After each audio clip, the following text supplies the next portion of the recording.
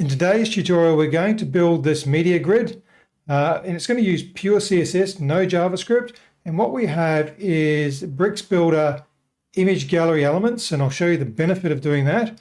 And you can see that they're sliding in opposite directions at a nice slow rate, and the edges of those are faded into the background. So I purposely put an image in the background so you can see we're not just putting a color on top to fade it, we're actually fading the background of those columns. And I'm going to show you how easy this is and how flexible this is. Now, starting at the top, basically we create a BEM. So if you're not sure what BEM is, look it up. BEM named block, which we've called BB Grid Media Slide. And inside that, we've got 3 columns. So each of these have got a name of underscore column. So that's a column element. And inside that, we have a image gallery, which is a bricks image gallery. We've just got 3 of those. And if we decide we want another one, we can just simply duplicate that. Let me just move this over. You can just duplicate that and you've got another column, and it's automatically sliding in the opposite direction to the last one. We'll just delete that. We can also, if we deleted one column, we end up with 2 columns sliding in opposite directions. So it's super flexible. I'm going to show you exactly how we built this today. All right, so all the work is done at the block level. So we're looking at our BB Grid media slide, and we're looking at the CSS for that. And what I generally do is I have a root block, and I go through this on every tutorial I do. And these are CSS variables which I use for my settings. And the reason we do that is because if you look at the rest of the CSS here, it can get pretty convoluted. And this here gives you a single location where you can easily set your values. So for example, our fade distance I've got set to 20%. So if you look at these columns, the edges are faded, top and bottom. You can't really tell at the top because we've got the darker background. But if you look at the bottom, the edges are faded. If I want a little bit of fade, I might make that 5%. And I've just got a tiny bit of fade. If I want a lot of fade, I might make that 40%. 40, not 4. We've got a lot of fade from the edge up to there. So I kind of like it around the 20% there. Okay, and then we have a duration. Now this can be changed on each column. Now, each column has its own media gallery. So it may have, probably easier for you if you make sure that each of these has the same number of images. But if you don't, if some have more than others, you can change the duration that it takes to slide to try and balance out the speed if you wish to. We then have a common gap, and we use that for both our horizontal and our vertical gaps.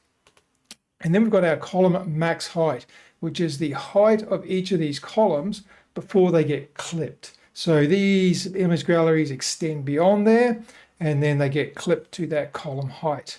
Okay, and then we have some transform properties. Now what these are doing is over this 70-second period, it will transform from a translate y of 0 to a translate y of -50. So it's moving that up. It's actually moving the gallery inside here. It's moving that upwards inside the column over 70 seconds. And then we've got some CSS further down that'll flip these around for every odd column. So every even column, I should say. So 1 and 2, so every even column, it's going to flip these around so they go in the opposite direction. So that's as simple as that is. And then we've got a media border radius if we want to put some radius on our images here. And I've called it media because it may not be images. It could be icons. It could be infographics. It could be videos. It could be whatever you want. You could have in here. So we just call it media. So it's wrapping the media. All right. So that is the settings. All right. And you can change this on a column by column basis, which I'll show you. But what I'm going to look at here is, for example, I'm going to grab this column max height variable here. And we might look at it and go, okay, let's have a look on mobile. Go, ooh, we haven't got enough images to fill that, and that's probably a little bit too high for mobile. What do? Root is our variable, and instead of being 400, we might make that 200. There we go. We've just made it a 200 high on mobile, but it is still 400 high on desktop. Okay, that's a simple way to do it. That's why I have a settings block here, so you can simply override individual variables to change behavior. We might even have different speeds on the mobile. You know, you can change so many things here. Now, what I'm going to do also is grab my animation duration. So the 70-second one here, and I'm going to go to one column. And at the ID level, because we don't want this to apply to multiples, I'm just going to unselect or deselect that. Then I'm going to, at the ID level, I am going to tell the duration to be 20 seconds. Okay. Ooh, look at that. Now our first column is going fast. The other columns are going over 70 seconds. Maybe I want that to be 10 seconds. Super fast. Maybe I want to be really long, 100 seconds. So it's a super slow one. So you can change every individual column just by overriding that one variable. So this is the flexibility that you get by using CSS variables for managing your styles. So what we're doing is the first thing we're doing is on our root block. So on our entire wrapper, so our media slide wrapper, we're setting our overflow to clip and we're setting our grid gap there. So we've got a gap between our columns, because I used the Bricks UI to set this to a grid. You could probably put display grid here to make more sense to you. No, we didn't want display grid there. I messed that up. Must have no, I haven't got a grid. So it's a flex block. Sorry. Messed that up. Sorry guys. I'm going to leave this in because you can see the mistakes that you make. And if I actually look at the blocks here, it's just a standard block, and I haven't changed the style, so it's still a flex row. Okay, so my mess up, I should have looked at that. Anyway, so what we're doing with our column is we're using our max height being our variable, which is why we can override it at the mobile or whatever we want. Obviously, we want to position it relative, and we're going to use the mask image property to set our fade on the edges. And unfortunately, with this Safari still has weak support for this, so we still really do need to use our WebKit prefix. Otherwise, you might find in some versions of Safari this just doesn't work. So we need to basically duplicate that rule just so Safari works, because Apple are slackers. Okay, so we're basically duplicating that there. So all we're doing is saying a linear gradient from the top to the bottom, and we're going to start from transparent, and then we're going to go to black over our fade distance. So we set the fade distance up here to 20%. So it's going to go from from transparent to black over that. And that's when it's black, it's fully opaque. Okay, and then we're going to, on our next part of that linear gradient, we're going to go from black. So black in the middle here, we're going to then go from black to, from black at 100% minus the fade distance. So it starts at black all the way down the bottom here.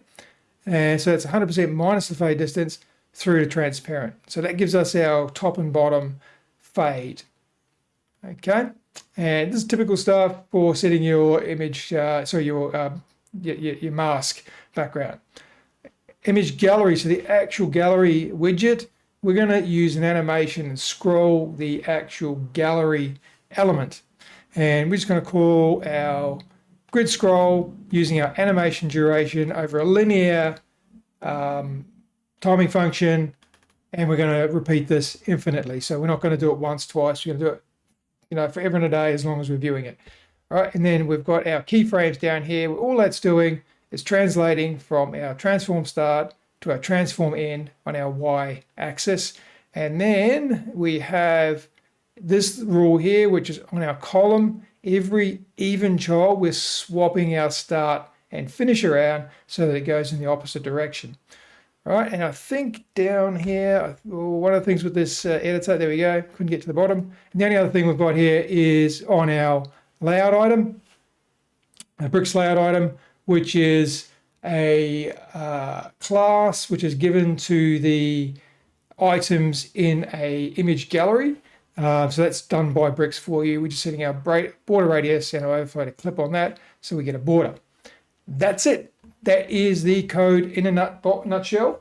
I'm not going to share this out, the code. I'm just going to share the tutorial, because you should work on doing this yourself. The more we share, the less you have to learn. So I would say create this yourself and use this as your benchmark if this is something that you want to do.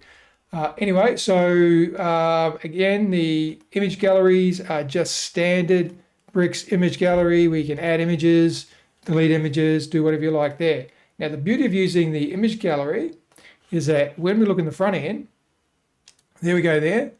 These are all image galleries. So we can click on them and bring up light boxes. And it's 3 different image galleries. So that one there, separate galleries on each column.